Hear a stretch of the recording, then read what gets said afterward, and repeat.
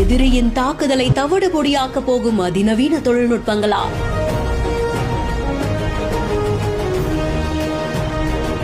இந்திய எல்லையில் நடப்பது என்ன? அடுக்கடுக்காக எடுக்கப்படும் நடவடிக்கைகள்.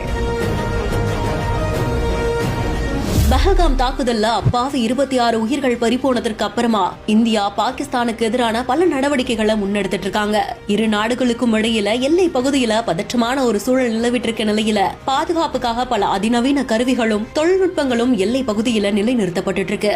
இஸ்ரோவுடைய நாவிக் செயற்கைக்கோள் மூலமாகவும் ஏவுகணைகளை செயலிழக்க வைக்கும் ஜாமர்கள் மூலமும் கண்காணிப்பையும் பாதுகாப்பையும் தீவிரப்படுத்தி இருக்காங்க.